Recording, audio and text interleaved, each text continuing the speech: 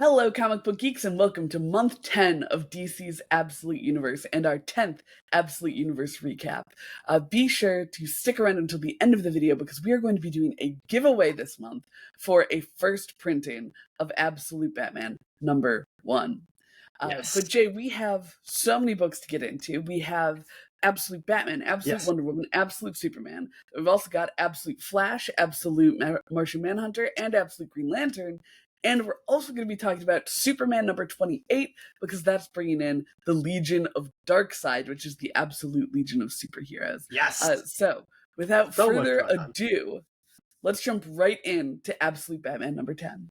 Yeah, so Absolute Batman is still coming at us from Scott Snyder and Nick Dragata. No I think we have, for the first time in a while, a full month of the normal creative teams. I don't think there's any... We love to see it. I think that is Flash permanently changed? Yes, me. That makes sense. Yeah, we're partway through the second arc. I would think so.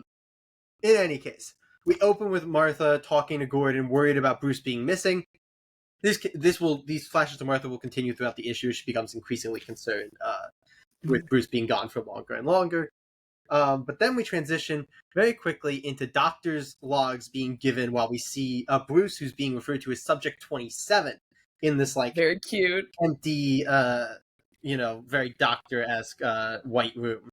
And we've learned an arc M in within his body, and they have had to surgically remove all of these weapons and tools that he has hidden within his own flesh, which is wild, but so in line for this version Peak of Batman. Batman. But they did miss a little lock-picking tool that he has in his teeth, and so he uses that to escape the room. Though very quickly, after stumbling upon some mutant or maybe mutants that seem to be a version of Clayface, perhaps? Project Play. He is knocked out by Bane in one blow, and then once again apprehended. I mean, come on, it's absolute Bane. It's absolute everything's Bane. One He's blow with him. Unit. We then get a quick flashback of younger Bruce helping Wayland train and study for his title fight that we had kind of seen set up in the previous issue. This is another thing that continues throughout the issue with these little flashes of Bruce helping Wayland prepare for the fight.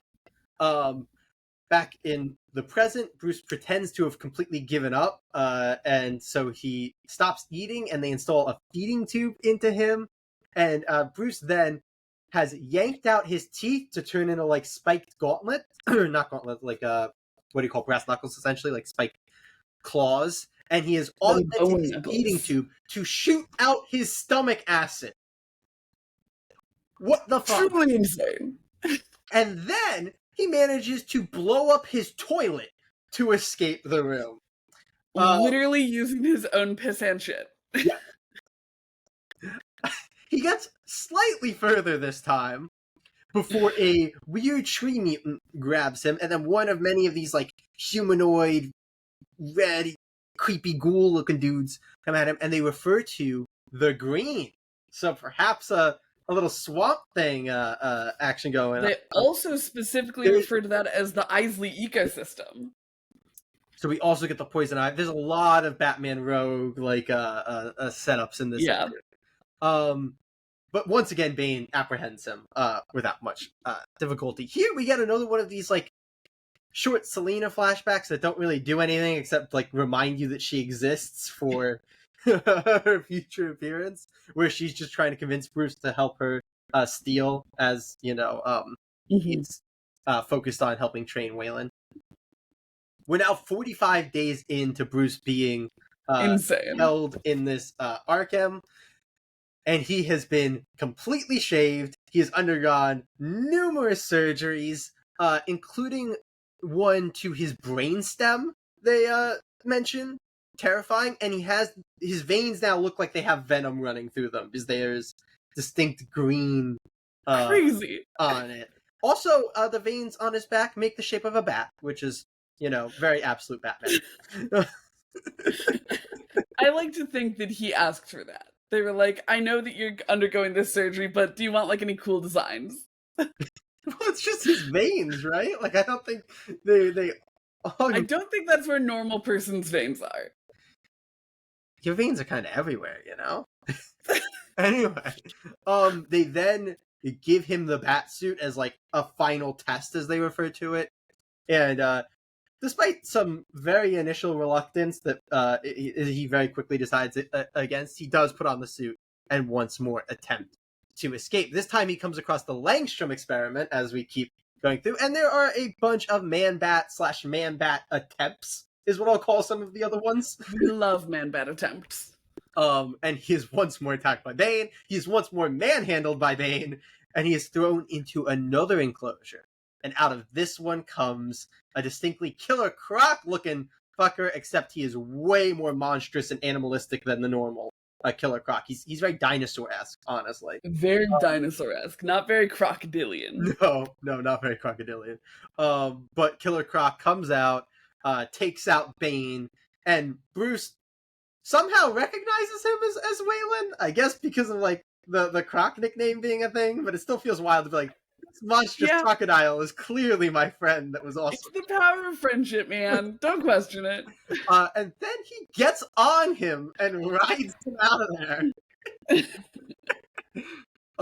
The Doctor is then revealed at the end as Dr. Arkham. There's a Lady Arkham a thing going on there. And Bane vows to break the bat in a very clear allusion to good old Nightfall. Good old Nightfall, yeah. This was such an insane issue. It the most absolute Batman issue that has happened. Oh, I think it's the most Batman as fuck Batman issue. Like, this is where it would have made sense for the book to be called Batman AF. Fucking Christ. I think that this touches on something that's really great in Batman, where like sometimes he gets these like wild things, like, oh, he blew up his toilet with his own piss and shit, oh, he had a lockpick in his teeth, oh, all these like weird Batmanisms, but the fact that it's like never enough justifies it so well, where it's like, oh, this doesn't feel like a hokey way for Batman to get out of it this time. It's just like, wild to imagine this man ripping out his own teeth for an escape attempt that didn't work. Which is so fucking metal. Like, oh my god. Also, the absolutely, oh, Jesus Christ. It's insane to, in fucking issue 10 of this series, alter his biochemistry so severely. Like, he's clearly got the potential to get venomed up. Like, they just had Batman undergo a series of incredible surgeries that it seems that, you know, might have been similar to what Bane did. Like, they are ready to make Big Batman even bigger. Bane did, because they mentioned, I did forget to say this, they mentioned that every other person who they tried that procedure on did die. Yeah. They all died. Yeah. Like, he is the only one who has survived thus far. This is a Batman who is about to go into, like, I think kind of fully uncharted territory with Batman. Yeah. Where, like, he's about to essentially get superpowers, which is horrifying and so cool. This is, I feel, what the Absolute Universe should be all about, is taking wild, insane swings to do the most off-the-wall shit with a character possible. Yeah, and Scott Snyder, as the architect of this, I feel like you point out that even with the like Absolute Universe, like Absolute Batman is still the one that's rooting itself the most in like familiar territory. Like, that's what I was about to say. Scott Snyder and all of this stuff around. With Scott Snyder being like the you know, brain behind the Absolute Universe, it makes so much sense that he's the one doing it perfectly, and that you can kind of see with the other Absolute books where maybe the pitch for the Absolute Universe made sense to them in the direction that they went with it, and then it's firing on all cylinders with this. Also very cute. I did Google it because I wasn't totally sure. I like that he's they made Croc's little number, his mutation number 523, as a dweeby little nod to his first appearance. Boom. All that on the spot when I heard that. I didn't think of it in the book, but right there I went, oh, that is that, isn't it? Yeah. As soon, because I mean, obviously Bruce is number 27. I'm like, oh, that's cute, Mr. Snyder. And then we got to Wayland's, and I was like, I wonder. Yeah. Wild. That's But cool. Jay, what were your overall feelings about Absolute It's a Batman? very good issue. It's a very absolute Batman issue. The stomach acid was a moment where I was just like, oh my, this Batman has like simultaneously the greatest will to live and no will to live. Like this man is ripping out his own fucking teeth. His own Just fucking stomach acid, acid dude. eating tube. Also, like just the visualness of seeing him have like a feeding tube that's attached to him, like wrapped around his body, so that like it's not like flailing around as he fights, but it's still like, oh, there's so much can go wrong with that. Terrifying. You called the Wayland save and Wayland being the one to take out Bane as the very logical Gotta be. way to get out of here, which I really really like. Yeah, I think the one page Selena kind of a very similar thing to the last one, where it's like you're interrupting a very good issue to do something that didn't really do anything. Yeah. But other than that, phenomenal issue. Yeah, I also really loved the little Martha asides, and we see her like talking with Harvey. I really liked that kind of, because I think that part of this issue, and I'm just gonna keep going on about this issue because it was so good. Part of this issue that really got me was the sense of time in it, because the idea of like Batman's will holding out. a couple weeks and then 45 days. Like we really jump like that. Yeah. Yeah, and I think that they did a really good job. And you mentioned his hesitation when they show him the bat suit, as he's like, no, like, there's no point. And then he still comes through it. I feel like that was sold to me so well because they do so much fucked up shit to him throughout this issue that I'm like, oh my god, yeah. Like, this felt like a fucking triumph. I was so excited. Like, I was fucking whooping. Um, but I will literally just keep talking about this issue, so we should move along Jump into to Wonder Woman. yeah, the book that's going to be crossing over with Batman in a few months. So you know, Exciting. building for that. Building up to it. This is Absolute Wonder Woman number 10. We've got our dream team back on it with Kelly Thompson and Hayden Sherman. And we're picking up pretty much right where we left off. Diana has found friends in Ferdinand the Minotaur and Petra the Siren in this maze beneath Area 41, but the false Amazon Queen Clea has a horde of fishmen to throw at them. Despite the might of Diana and her new friend, they are quickly overpowered, and Ferdinand sacrifices himself to block the blows of this gargantuan crossbow, giving Diana the space she needs to escape with Petra. She tracks the scent of her magic to return to the sigil that she left on the wall, and uses that spell to return Petra to her headquarters in Gateway City, and that's into the care of Steve and her friends, who I think are the most charming they've ever been on this, like, 2 pages, where they're they like, just what kind are we of doing here? Yeah, and also assume that she might just be Diana, which is really, really funny. Where they're like, we don't know. Like, we don't understand any of this shit. They did see her turn into a bird, so, like, it's fair. Could just be now. Could be. But we're treated to another flashback to the Wild Isle, where we see the trial that Artemis put forth for young Diana. A massive beast has come to the Isle to battle her, but Diana's empathy prevents her from fighting without a reason. The beast realizes this, and instead of threatening Diana anymore, attacks a helpless little hell tortoise.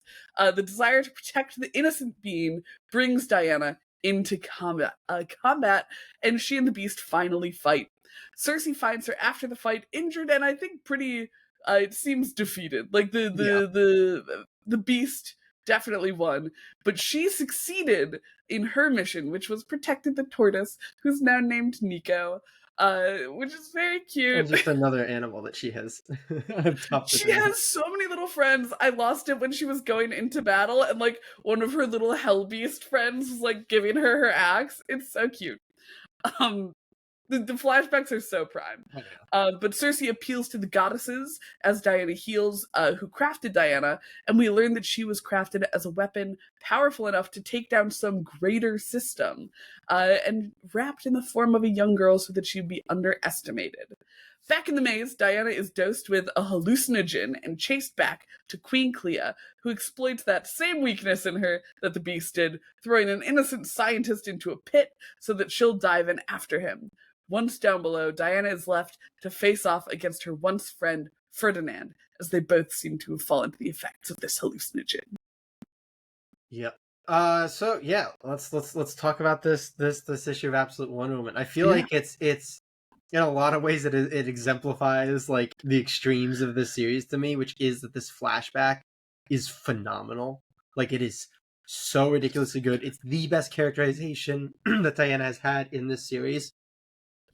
But then whenever in the modern day, I'm like, why does she not feel like she has that characterization in the modern Yeah. day? Like she is given this like, oh, the most compassionate little girl that like believes in everybody, and then like we get to the modern day and like she's still like helping people in the same way, but for some reason the personality doesn't really Yeah. come with it, and it feels like she's doing everything right, but kind of, I don't know, going through the motions more than like her younger self that has like such heart to it. And I'm like, I get that so much. it's young Diana. I'm like, oh my god, this is a beautifully written character. Everything with Cersei is so good. I'm like, I love this. This is amazing. This is such a good like version of Diana. And then we go to the modern day, and it's like kind of just doing things. Like you're doing mythical things, and it looks gorgeous, but like I don't have a lot of motivation behind it.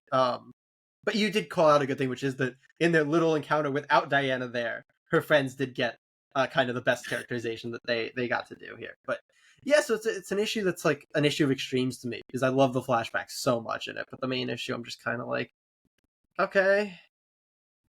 Yeah, I fully agree with that. I also found I was a little not caught off guard in a bad way, but I feel like this issue was trying to be a little funnier than previous Absolute Wonder Woman issues. Yeah, certainly. Certainly the fishmen that corrected, whether it was like they corrected the ordering of the Yeah, name, the and everything also with the funny. there's this really great panel that I fully loved where like Ferdinand has blocked these crossbow bolts and Queen Clea is like, get the interloper and the siren, and it's just one of these fishmen just like thumb over his shoulder like they're gone, and I'm like, what? Such good like comedic beats happening here in a book that otherwise I don't think has strived to be funny, like Yeah. really at all.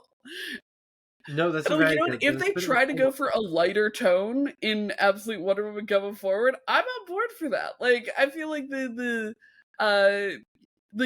part of the heart of the flashbacks comes from Diana being this like, little beacon of light. And we haven't really had Oh, this like, there you go. Humor. There was the yeet of the fish. That was a very humorous moment in the earlier book. you're so right, Yeah. you're so right. We love a yeet. Um Uh, but yeah, I think that if it's them kind of testing the waters, it really worked for me. Like Yeah. I think that if they lean into kind of a little bit of a campier vibe to it as opposed to this like very serious this serious warrior, I think that that's going to be one a really successful change because I think the book has struggled a little bit with you know really nailing its own sense of identity, I think, because Yeah. of the Agreed. disconnect between the flashbacks and the modern Yep. day.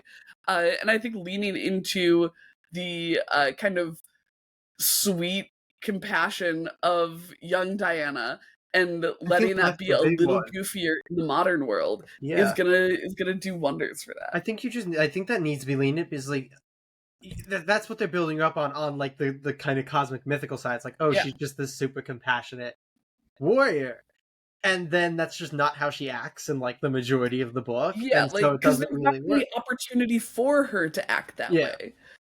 Well, it's interesting. I think it's very weird the way that they've had her interact with basically every human she's interacted with, because she's very, Mhm.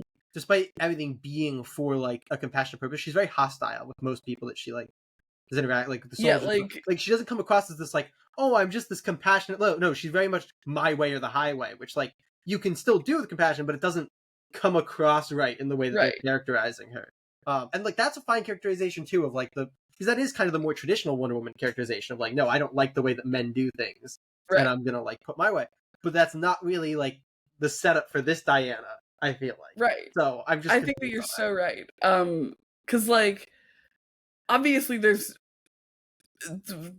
no room for her to be like compassionate to the point that she's like being walked on. that. Oh But no. like I feel like she doesn't make really She's so human powerful though connections with compared to people. everybody else too, though, that it's not like she needs to be like worried about it. It's like, and almost everybody we meet is just doing whatever the hell she wants. So, like, Right, she and really doesn't have to be. The thing that we talked about before, I think that you made a really good observation, is that people are, like, constantly, like, in awe of her, Yeah. but that's not great for her character. No, Like, it's awful for her because she character. doesn't really get to interact with them, because Yeah. they're just kind of observing and being in awe, which And is, honestly, a lot of times it's you know Steve telling people, like when it came to Steve's couple of friends that work at the weird shop, Mhm. like it was mostly Steve telling them about her instead of her actually interacting with them, you know? Yeah, so I think that this all comes back to, I think that they made a few really good jokes in this book, and I think that if they lean away from the kind of really, like, kind of serious tone that they've been going for, and not, so far away that it becomes a funny book, but, like, just kind of dialing it back 10% or something. Let the I heart think that it's really into it, you know? exactly. I think Yeah, it's gonna let a lot of that, like, writing come through. fully agree. Uh, yeah, Yeah, I fully agree but with you. that's Absolute Wonder Woman. Yeah, then we jump to Absolute Superman, which is Jason Aaron and Yes. Rafa Sandoval. So we have the main creative team on Superman. I believe they were here last issue as well. Rafa Sandoval had taken a couple. This is not a Rafa Sandoval issue. Is it not? Mm-mm. Really? Carmine Jim and I'm sorry. Domenico. Yeah. You are right. This is why you don't trust League of Comic Geeks. This is why I don't trust you. And Carmine has done a very good job with the Yes. emulation. Rafa Sandoval did the cover. There you go. Maybe that threw him off. Maybe it did. In any case, my mess up aside, we get right into it. And we open on Krypton with Jor-El and his team in a cave-in as these creatures called magmoles come to the surface to attack them, and Jor-El fights them off with a lava gun. We then jump back to the present, where we see a Lazarus facility in Greenland, where Roz and Brainiac are staging for an encounter with Superman. Lois is tasked with watching over Jimmy Olsen there as they all wait for Superman and the Omega Men to arrive to inevitably try to save Jimmy, who is also referred to as Timmy by the news, and I just felt the need to point that out. So Lois can say that journalists are morons. Yes. Because this Lois hates journalism. Roz and Brainiac are talking as Roz tells Brainiac that he actually wants Superman whole, and he doesn't want to break or kill Superman. He's hoping for Superman to become his son. Christopher Smith then arrives, and he asks for permission to kill Superman this time, because last time he was stopped from actually shooting Superman with finishing the job, I should say. And Roz tells him that he only has to answer to him, and simply to make God proud. This Roz is a character, right? The way that this Roz talks, I mean, it's such, I think, Thor villain coded, which makes a lot of I was about to say it's such prime Jason Aaron. Yeah, for Jason Aaron. It was like, I could see this version of Roz being a Thor villain just with the way that he talks. But anyway, Superman and the Omega Men do arrive. Superman is taking out the Lazarus Peacemakers, but he is making sure to keep them all alive, much to Roz's chagrin. Meanwhile, the Omega Men are killing everybody in sight. Yep. Jimmy. Christopher Smith goes after Superman with his little kryptonite gun. He's so ready to kill, and he gets one shot. Yeah. Superman mentions that he takes him out in 4 seconds. Which is, I think, the second time in the series we've had Superman literally talking about the amount of time it's taken him to take people down, which is wild. Anyway, Superman then has this big internal debate between whether or not he should kill Christopher Smith, and we get a flashback to Jor-El after that Magmite encounter, telling Kal that he killed the Magmoles. He states to Kal that even though he had to do it, he can't lose sight of the fact that it was still a cruel deed, but he tells Kal that sometimes you have to be the cruel ones to protect your world. Then, back in the present, Primus arrives on the scene and tries to goad Superman into killing Chance. And when he doesn't, Smith, yeah. And when he doesn't, she goes to kill him herself, and Superman stops her. As she yells at Superman, Roz arrives, calling Superman the son of the demon. Christopher Smith is very angry about this, claiming that he is the chosen one, but Roz explains that he has failed and that he is a broken and stupid little man who he refers to as a lamb dressed in wolf's clothing. Ra's then takes Smith's gun and goes to shoot him with it, but Superman puts his hand in the way. Unfortunately, it is a kryptonite bullet, so it does go through Superman's hand. Then Ra's makes one last appeal to Superman to join him before Superman states that he is not Raz's son. And this is when he is stabbed from behind by Primus, who then shockingly reveals herself to be Talia al Ghul. And stands. Crazy reveal. What? Absolutely insane reveal for the end of the issue. Yeah. I enjoyed this issue quite a bit. I think that this gave us more, and I'm going to qualify this in just a second. I think it gave us more like good characterization of this Superman than we have seen in a lot of the other issues. Like I mentioned last time, how the captions being like on Superman give it a lot more of a personal feel, and so we feel like we're a lot closer to him. And I think that mixed now with the way that he's like going into flashback himself is also really good for that, because it's like showing you the way that he thinks. I did find his metaphor about himself and the Magmoles to be a little unsatisfying.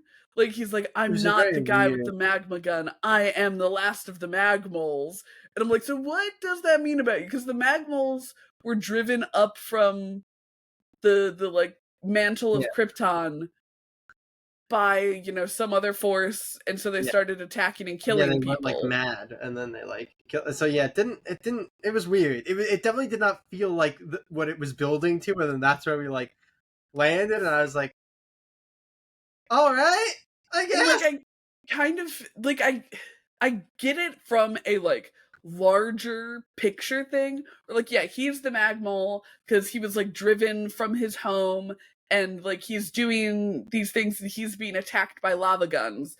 But he's also not violently attacking people.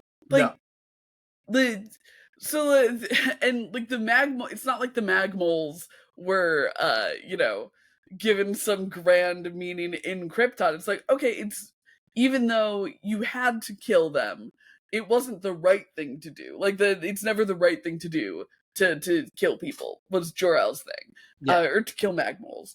And so when he had this big moment where he's like, I'm actually the last of the Magmoles, I'm like, okay, but what does that mean for you in this exact moment? Like, I get it from a big picture wise, but what does it mean for you deciding whether or not you want to kill Peacemaker?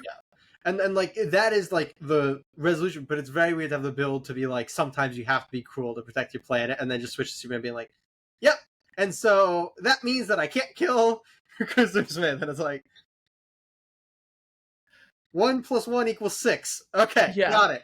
Yeah, so that was a little that really threw me off, because I was like, oh, I feel like we're building up to a really good character moment for him, because I thought that he, even if he, you know, went with the Magmole thing, that it was going to be that he's like been forced into this situation where he has to kill Peacemaker. And I'm like, that I was really excited for that to be a super him cool killing thing. Peacemaker, which I think was the point. I was supposed to be like, oh, but he still subverts it. And I'm like, no. It's like, no, we already subverted by him not being the one with the lava gun. Yeah. But like, he's been forced up from the you know, the mantle of the planet. And I feel like so he's killing it's people. made worse because they've made Christopher Smith such a like absolute, like, he has the most on the nose writing, to the point where it's like,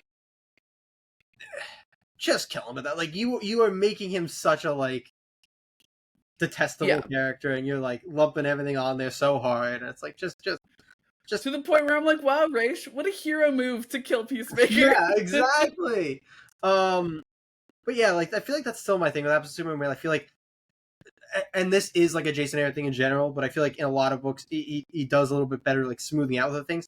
He's just so on the nose with certain things where I'm like, I like a lot of the moments here, but I feel like the kind of how we're getting from one to another isn't great. I also feel like there's somewhat of a like not in like a continuity error problem, but there's a bit of a continuity issue with this book, which is that it never feels like an issue is actually really picking up from the last issue. Like, it just always kind of feels That like, is fair. here we are doing this next thing, and I'm like, it feels like there were moments between this that I would have liked, and we're kind of just Because, like, we we're knew on that the any Omega Men yeah. were, realized that Jimmy was left behind. Yeah. And, like, I think with the Talia reveal, there's meant to be a sense of, like, it was on purpose so that Superman would go there, but Yeah. it's not like, you know, because the reveal is the, like, cliffhanger, there's not a good sense of that in the issue or Yeah. anything. So, like, Because the whole thing's like, oh, they set this up for Superman to come, and it's like, okay, well, you can do that with Jim, but it's like, I don't know, could we have seen anything that, like, just jumping to the, like, rescue right after we just got the left behind at the end of the last issue. We also left off with a big thing of, like, Lois interrogating Jimmy, and, like, there is no follow-up to that. Did not matter. Which is, like, upsetting, I guess. But maybe at the same time, it would have been upsetting if it actually had gone through, because it turns out that the interrogation doesn't really matter when he is also running the, Omega Men organization. So, like, I don't know. right. I feel like a lot of the, like, larger picture stuff in Absolute Superman, even what I really like an issue, is a bit of an issue to me, because I'm just like, I don't feel like I have a sense of continuity. I don't feel like I'm really, like, following any character close enough to super care about that character. The reveal here, amazing. Roz is such a well-written villain, which is great, because I feel like I really think Mr. Smith is a poorly written villain, in my opinion. Like, I don't think his writing is good. Roz, and actually Brainiac, Roz and Brainiac are amazing. Like, Brainiac is still my favorite character in this series. Well, yeah, the Brainiac issue was the best issue of this book, easily. It was so good. They're so well written, the two of them, and even Primus. We didn't know Primus, but even, like, Primus has been really well written. Yeah. So, like, that stuff is also good. The hero's characterization is not as good, and the continuity. So, I feel like this is a book that I just keep waiting for it all to come together, but I'm not there yet. You know? Agreed. I think that is absolutely how I feel. And it's one of those things where, like, 10 issues in, I shouldn't still be waiting for everything to come together. Exactly. Fully. Because, like, even if it ends up being a really satisfying coming together, it took too long. Like, it didn't really make the month-to-month reading of it feel good. Right. But we have more books to talk about. We have more books. We are going to jump over to Absolute Flash. This is jumping into the next wave of Absolute. So this is issue 5. Yes. And we have our team in Jeff Lemire and A.L. Kaplan. And things are heating up beneath Central City as Wally comes face to face with Heatwave. And his Speed Force connection seems to be on the fritz again, too, which is unfortunate for him. And to make matters even worse, Heatwave escaping the sewers gives Dr. Thawne and Captain Snart back at the military base a pin on Wally's location. Though some tensions are arriving within the Rogues when they learn that they were lied to about Mick Rory's death, because apparently he used to be one of their compatriots. Back with Wally, after getting a pep talk from his psychic monkey sidekick, Wally is ready to get back into costume and take on Heatwave as the Flash. The moment the two of them connect, the Speed Force has other plans in store. Wally is transported to an extra-dimensional space, perhaps, with a mysterious voice calling out to him. But he comes to again in Central City, and Heatwave has been doused by this like big explosive connection between the two of them, and helicopters are arriving on the scene, prompting Flash to do what he does best and run. We end off with Wally's father having stolen Barry Allen's key card, and he stumbles upon a room full of high-tech mysteries, including a spaceship and an alien figure suspended in a tank. Ooh.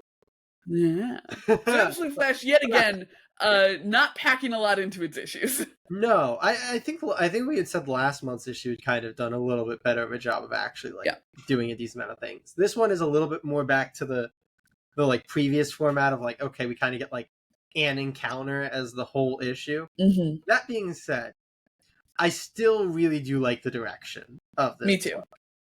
One, it's so visually stunning. Like, it is such a good... I've always said Speedsters, I think, are maybe the most built power set for comics.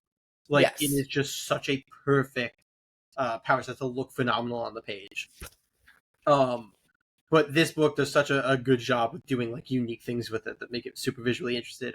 Heatwave also looked really, really rad in this issue. Yeah, he was all goopy. He was all goopy, man. But I feel like next to Absolute Batman, this is my next favorite with like what it's doing with all the rogues and connected characters. It's like, okay, here are all these characters that you know. They're recontextualized, they're a little bit different, but it's like we have the rogues, we're introducing more rogues, you know, Grodd's there in a different form, and then like we have Thawne. Like there's all these characters. Yet another gender swapped supervillain. Yeah, I don't think that'll be the last time we see that in the Absolute Universe. That's what I was certainly not. But yeah, we finally get to see Flash like fully suit up as Flash too, which is cool. Yes. You know, that's a big win in this issue.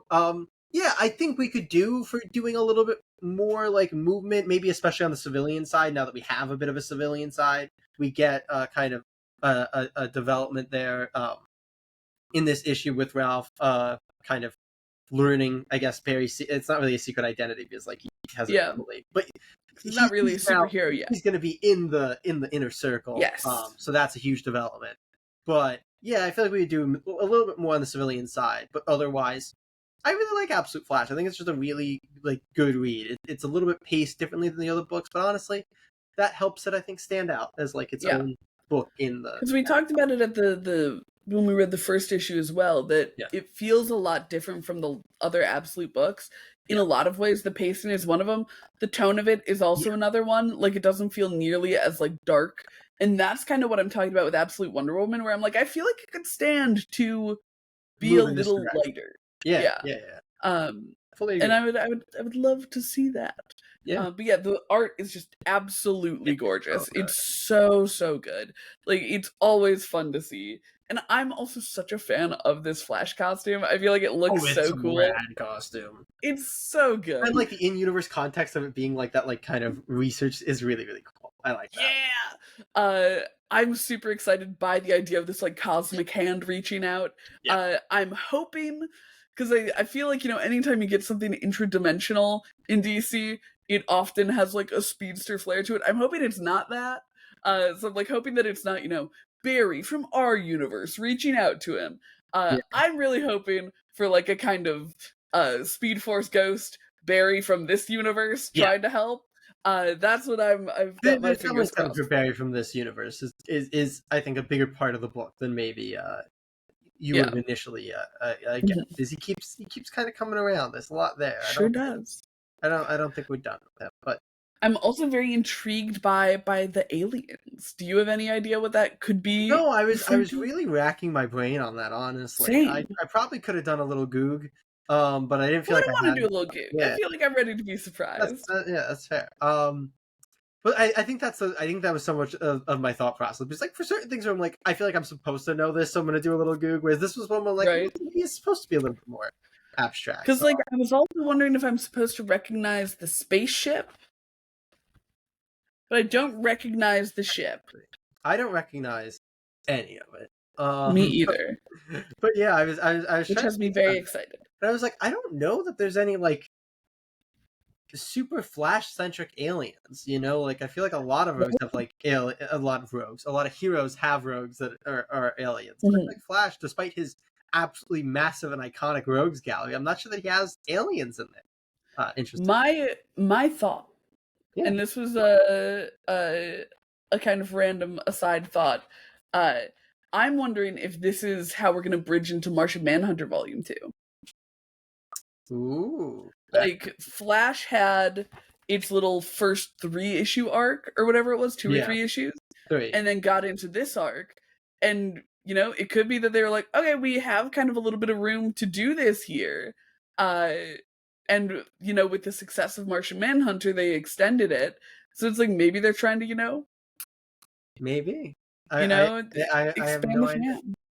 Neither do I. That's a fun little theory. I do think we're building towards, both with the main universe and within the Absolute Universe, things being a lot more connected. Obviously, we're like we had mentioned earlier, there's going to be the first crossover between Batman and Wonder Woman in a few months' time. And then obviously we have like the main Superman book that we'll talk about in a few books. So I definitely think we're leaning towards more connecting things. So not a horrible theory there. And speaking of connecting things, shout out to Jeff Lemire, because I feel like he did one in another issue as well. He has one of the characters be like, "Oh no, this is scary," like that thing I saw on the TV in Gateway City. Like, I like that you're doing these little things, Jeff. I appreciate that you acknowledge that these are all happening They're on in the the same same universe. Yeah. yeah. No, absolutely. But we have more books. Speaking of Martian Manhunter, Yeah. we have Martian Manhunter to talk about, and whoo boy, it's a weird one. So Absolute Martian Manhunter number 5, same creative team, Dennis Camp and Javier Rodriguez. Darkness has fallen over Middleton, and it has brought with it the shadows. Everyone's darkest urges are made manifest, a reflection egging them on to do all the worst things they can imagine. John and the Martian are out on the streets, doing what they can to shine a light on those shadows, stopping murderous fast food employees, thwarting death by poisoned cookies, not arriving in time to save everyone. Like a dog and a bird. How could you kill a dog? That's so rude. We'll get to it. And only from a distance, checking on his family, as he has been cast out for being a weirdo. It's a long night for John and his own unnatural companion, his own shadow, if you will. It grows longer still when an ambulance hits John, knocking the Martian from its tenuous grip on reality. As a bone saw-wielding ambulance jacker descends on John, the Martian has found its way to the center of this very universe, where it witnesses Darkseid. Yes, we get everything's coming together. Great full splash of Darkseid in there. Yeah. Wow. Yeah. How'd you feel, Jay? You've been a little. To immediately point out that you failed to mention Chacos at any point in your recap. I did not. I said death by poison cookies. It was death by poison Chacos. Yeah, I felt that Chacos are very important to Martian Manhunter. I felt the need to point out that we get Chacos in this issue, which is one of the few Martian Manhunter related things that has been yeah, this is a little wacky wild of an issue.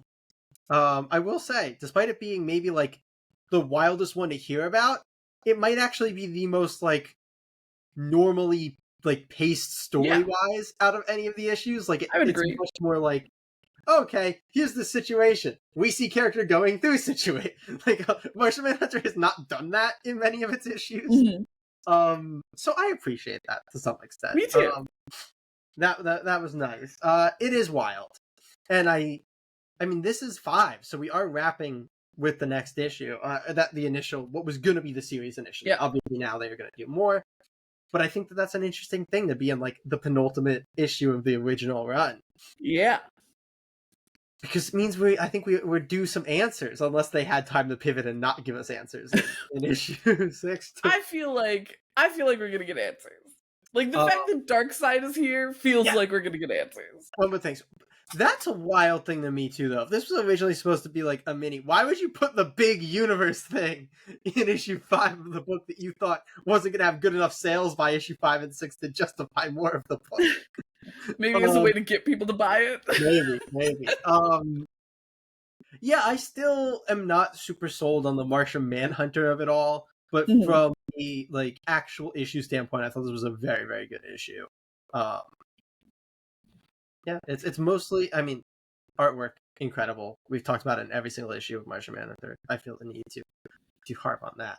But I feel like we actually get, like, fairly good secondary characterization for John in this, if that makes sense. Because it's not like he's sitting there harping on himself, but, like, we get to see him doing a lot and interacting with a lot. Like you said, like... I love the way he talks about his wife. Oh, yeah. It's honestly so heartbreaking. A heartbreaking thing is he, like, stays by, and the Martian's the one who actually, like, watches his face. I really, really liked that moment. I thought that moment was phenomenally well done. So yeah, I thought this was a good issue, but the Martian Manhunter of it all, I don't know. Jury's still out. Can't relate. I adored this issue. Like, I think that the way that Javier Rodriguez draws this book is absolutely essential to this issue. The way that they portray the people in their shadows doing things, I think that is just conceptually such a fun comic book idea. Yeah. Like, I was so excited when I read that. I was like, this is such a fun plot point to have. Like that's so original and like kind of campy, I think, in like a really great classic way. I enjoyed it so much. I think that the way that John like could not talk about his wife was really, really insightful to his character. Like we Yep. know that he's called the Martian because he like can't emote. And I feel like this was a really good intentional lack of emotion where it's like yeah, she was always good at protecting herself, like clearly trying to not like break down about being kicked out of his home by his wife. And so I really like that over the past couple issues that we've seen a lot more of his emotion around that. I also thought his wife was pretty kick-ass in this issue, like just sitting around with her shotgun protecting her son. Much better than her slapping her partner. Yeah. Yeah. But yeah, I thought this issue was super duper rad. I always take exception when a book kills a dog. But honestly, the way that they then had the shadow of her, like, you know, loving her dog, I was out the gates. Out the gates, I was already like, I'm so emotionally hooked to this issue. Like, the way that these shadows work, the way that it's, like, showing It's so cool conceptually. It's just so cool conceptually. I feel like it executed it really well. And I agree that the, you know, Ja'an's Martian Manhunter of it all is still up in the air. Like that's just kind of a given with this series. Yeah. And hopefully we do get the answers on that next issue. But I was just so blown away by how much I really loved this specific issue of Absolute Martian Manhunter. Yeah, for sure. Yeah. But we have a new fighter entering the ring. Fighters. We got a whole legion. Fighters. Yeah, you're right. A whole legion. Because we're going to take a quick detour out of the Absolute Universe into the main universe with Superman number 28, written by Joshua Williamson and Dan Mora. And, you know, Darkseid is back in mainline DC, or at least on his way back. He's being heralded in by the Legion of Darkseid, a twisted version of Clark's childhood friends, the Legion of Superheroes. Saturn Girl, Lightning Lad, and Cosmic Boy have journeyed into the past to eliminate Darkseid's greatest threat, Superman, and across universes. It's always weird with DC with that. Back and across. Saturn Girl nearly destroys Clark with her mental abilities, showing him the death of everyone in the Justice League Watchtower as Cosmic Boy crumbles it. But it's just a vision. It's all good. As is the death of Ma Kent. Thank God, because I was as someone who knows nothing about the Legion of Superheroes, I did not know that Saturn Girl had like psychic powers. Like she kind of clued us into it when she walks up. She's like, oh, you have strong mental barriers or something. But I was not primed. I was like, holy shit. Obviously they're gonna undo this at some point, but oh my god, I thought it was real. So maybe, you know, maybe I don't have strong mental barriers. X-ray. Of it all with the skeleton. Lightning Lad just zapping Martha Kent to death. Crazy to see. But Time Trapper shows up and is able to get a sucker punch in while Saturn Girl is in Superman's mind so that he can free him. The two flee to a pocket timeline created by Time Trapper so that they can get the help of none other than Superboy Prime. We can resurrect everybody!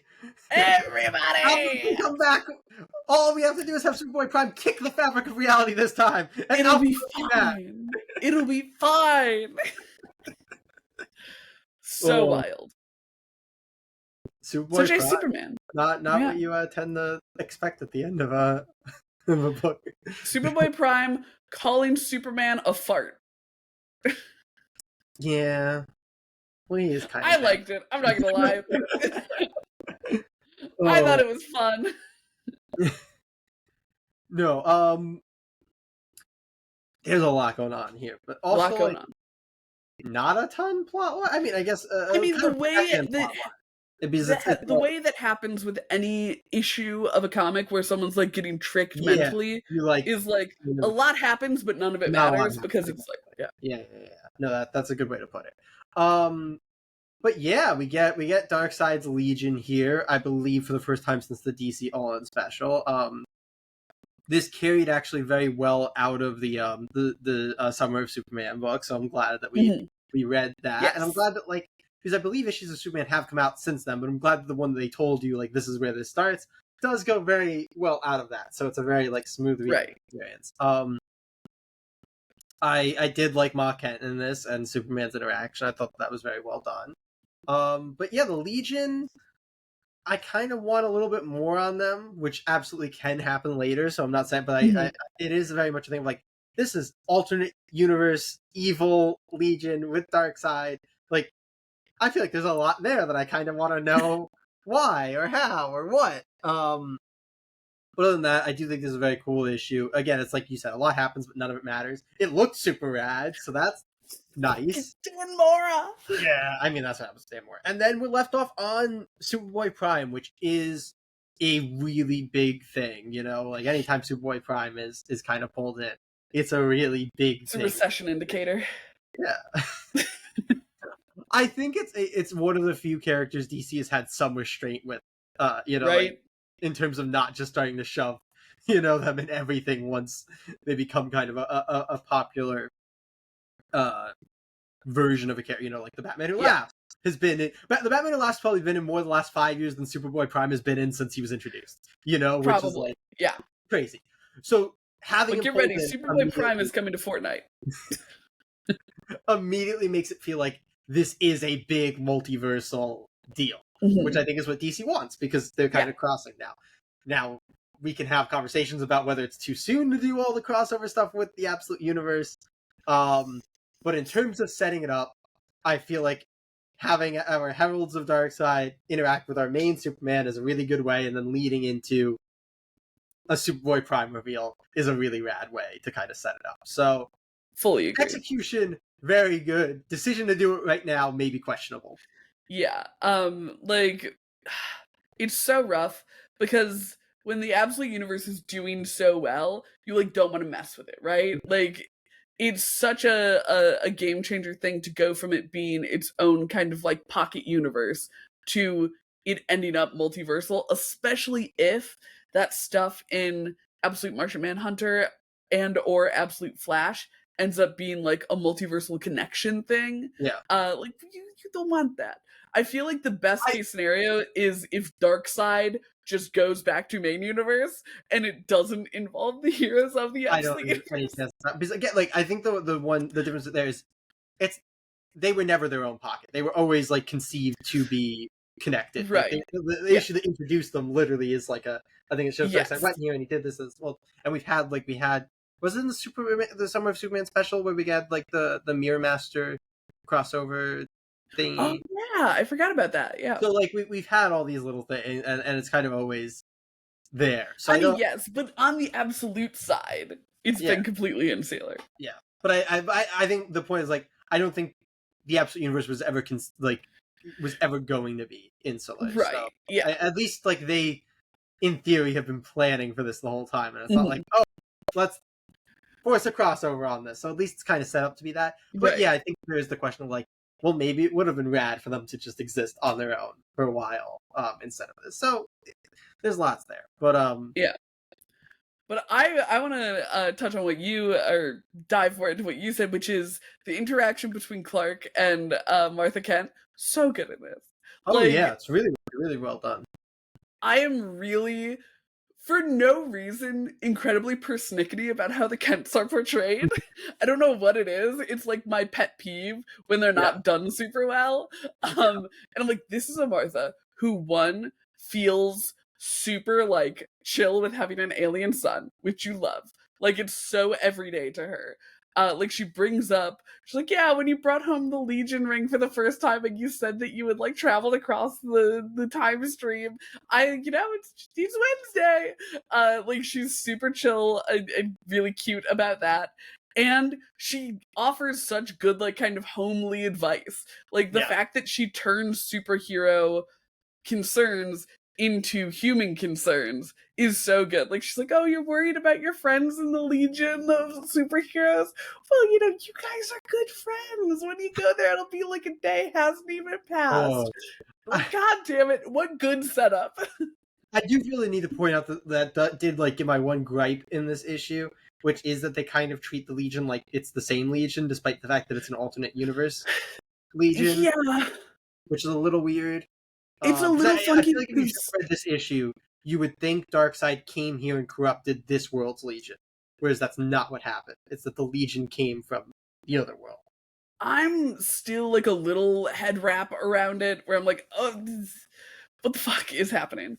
Because they bring up how like the future is always in flux, and it's like, so is this that the future of the DC universe, Darkseid is already back and has corrupted them, or like I feel like it's. I agree with you that it's very confusing in the book. Yeah, and that it's bad. just from prior like knowledge and understand that like no, we know this is the absolute Legion, which is why like I feel like if you just read this issue, you would think that it was like this world's Legion. Which it is quite funky. A little bit of an issue, but yeah, not anything horrible. But yeah. But also just Dan Mora. What an icon. Dan Mora. Like, just gotta throw it out there. Every time he draws Superman, I feel like there's a wound in me that's healed. Like, for every like grumpy looking mullet wearing Superman I have seen in my life, I feel like it's completely healed. Don't throw shade at the mullet. I absolutely will. I absolutely will. I'll throw shade at Nightwing's mullet too. It was iconic. As is mullet Nightwing. It can be iconic and I can hate it. But I feel like the like beautiful way that he draws Superman is like, oh man. Like, that's the platonic ideal of Superman. I'm sure it's a fortune, but I will find the money and commission a Dan Mora commission just to get a mullet Superman drawn by Dan Mora. Here's the thing, DC's throwing him at everything. It'll happen eventually. You don't even have to be the one to pay him. Honestly, it might happen in this. If we get like a bunch of versions of Superman and stuff, I'm sure there will be a resurrection of Superman. I'm sure that if we look hard enough at the We Are Tomorrow event from Justice League Unlimited, there's probably a mullet Superman in there somewhere. They didn't pull a black suit Superman into that. Wild. They knew that they had too many Supermans already. Oh, true. Anyway, we got one book left. Yes. This is going to be Absolute Green Lantern. Al Ewing, Janoy Lindsay, and we are getting into issue 5. We open on that like black. I was gonna say black wing. It's actually a black suit and like a white wing thing again. But this time, like the kind of lunar eclipse looking thing or solar eclipse looking thing. This time though, with Todd Rice's name said, and we see things like, "Be with fear. Judgment is not in progress, and Abin Sur cannot be appointed." Before it actually opens up at the end, and we see that it's Todd Rice's eyes opening as he's being helped by medics before Hector Hammond, the very kind man that he is, runs over to get the medics to stop so that he can get information first and see if it's actually worth helping Todd Rice. So Todd recounts what he remembers, which is that the lantern fell on his cafe, and then he only heard the encounter, but we get to see. And this is, I think, a little... He's recounting what happened at the end of last issue when Joe punched Abin Sur, I believe. Yes. Yeah. Just because the timelines are funky. That's a good shout out. We're jumping between timelines a lot here. Very good shout. But yeah, so there's when the lantern fell, which happens right after Joe punches Abin Sur, and he's only hears it, but we get to actually see it, which is nice. But so Hal immediately questions Abin Sur at gunpoint over what happened to Joe because she's just gone. Abin calls her an anomaly and states that she will be hunted. This pisses off Hal, who fires his golden bullets all into him, and Abin Sur then collapses and grabs Hal's hand as he begins to melt into a puddle of black goo, which is obviously how Hal gets the black hand. As he's fading away, he's already partially goo, but he can still talk because alien shenanigans. He says that Hal has to be with fear compared to telling everybody else to be without fear. Interesting. And he says the black hand is fear, and then he tells him to fear the black star, which is interesting. There's a lot of just name drops in this series that happens quite often. But anyway, That's all that Todd remembers, and Hector leaves him be. Carol is able to convince Hector to get him medical treatment, though Hector says to keep him alive in a lab in case they need him later. So perhaps Todd Rice is going to become Obsidian in this book. Seems likely. It does seem very likely. We then go back to the present day, but this is what was the future in the old issues, which is the Hal and Joe fight. Hal is becoming more and more overtaken by the Black Hand as his words become less his own and more the Black Hand's, and he's blaming Joe for everything that happened. He calls her an anomaly, like Abin Sur, importantly, showing that maybe he's not all that in control. Joe realizes this and asks Hal who's in control, hesitating to actually fight him as Hal demands she takes off the ring. This causes Joe to go into a flashback to her ex-husband demanding her wedding ring back. And we see that their wedding vows are actually where In Brightest Day and Blackest Night come from in this continuity, interestingly. Joe then says, fuck you, I'm not giving you back your wedding ring, both in the past and in the present. And then she blasts Hal with a big old green blast. Oh, yeah. But he then immediately starts reaching out with a big old black hand to try to grab her. She flies away, and we see them approaching the giant Green Lantern that is, on the ground, and Hammond's operation has been put around. Hammond has been unable to get into the lantern, and as they come, he realizes that Joe is the key to this, and the lantern floats up when Joe is present.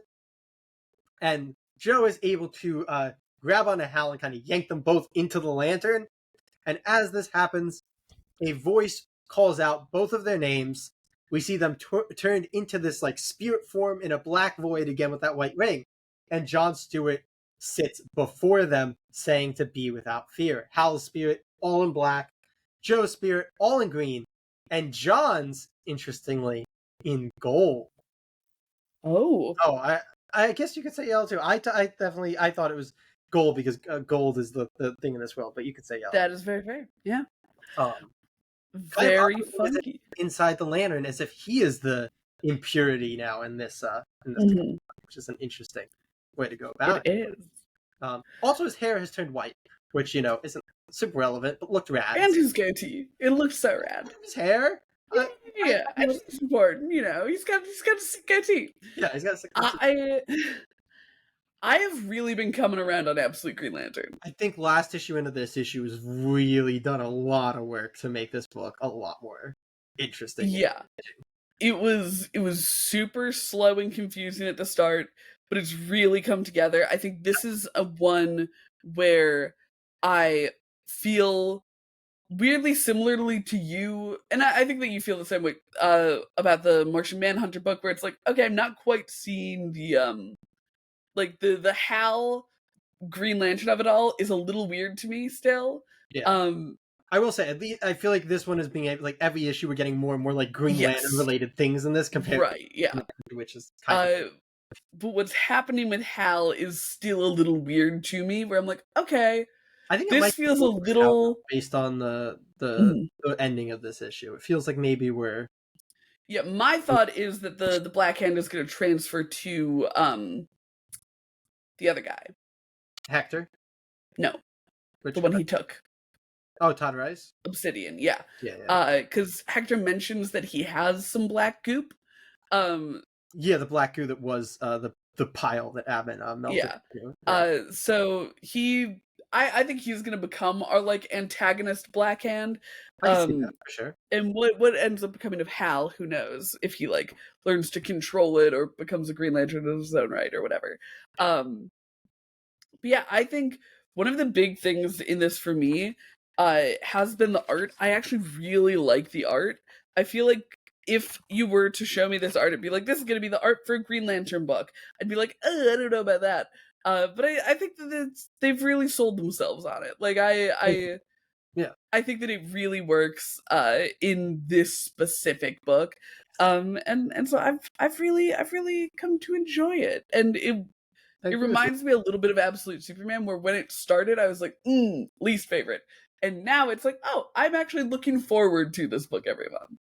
Agreed. Yeah, I think they've done a very good job coming around. I think the fact that a lot of the timelines are Mhm. converging, so we're not jumping between three different Yeah, times, unsure of really what the order of things are and stuff like that. always a I think win. that really has helped out. And we just know a lot more now about what's actually going on, which obviously makes it easier to follow and get engaged with. And then also it is nice to see a lot more like Green Lantern stuff being pulled in, characters and all that. It's like, okay, this is still gonna be, despite being, it's still gonna be a Green Lantern like Yeah, world book, which is very nice. I do hope that this ending is leading into the three of them all being Green Lanterns, which I think is potentially that'd be what's pretty sick. happening. It feels like John has gained some sort of like Oh greater yeah, John's got understanding. some sort of superpower happening in there. Yeah, so I feel like they're gonna come out of this, and we can kind of have our little core. Um, but yeah, there's a lot set up, and there's a lot of like intriguing stuff. Like, despite the fact that Abin Sur has been saying false things, I can't remember what it was last year, but the other last issue, the other like Sirs that he needed to like Yeah, appoint. In this issue, it's repeated several times that a new Abin Sur cannot be appointed, so he yeah, cannot be replaced. So interesting. very funky, A lot of very stuff. funky. So I think that there's a lot set up. This is like, I think this book has gotten into a good position where it's no longer I have a lot of questions, I have no idea what the hell's going on. It's now Yeah, I have a lot of questions that I'm excited to get the answers to. You know? absolutely. Which is such a big upgrade. It makes such Yeah. an absolute difference.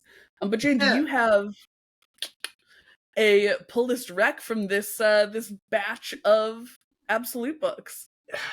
Yeah, I feel like it's hard to give it to anything but Absolute Batman this month. It's such a It's good so Absolute Batman good. issue. So I'm gonna go with Oh, Absolute Batman issue 10. I don't think that I have it here, but I'm gonna do it you quick. know, I was going to do the same, but I'm gonna do what you often do on And our pivot because it's regular like, yeah. episodes. And I'm gonna say, you know what, since you recommended that one, I can do a different one. All right, I'm gonna go with Martian Manhunter. I oh, really loved Martian Manhunter very number good. 5. I think that it's got a lot of really good stuff going on with it, and it's like so unique and cool. Yeah. It was a treat to read. Yeah, I thought this was a very strong month, maybe the Mhm. strongest month we've had across the board of the Right? Absolute Universe. It really felt like it was just really like, it felt like even the worst issue this month was like a good issue where it was just like I'm not sure about the series still. Right. There was no like, Yeah. oh, I did not like reading this issue this month. So that makes me feel It's a pretty fucking good win. about And like that's impressive in any slate of 6 books, I think. 7. Yes, 7. Yeah.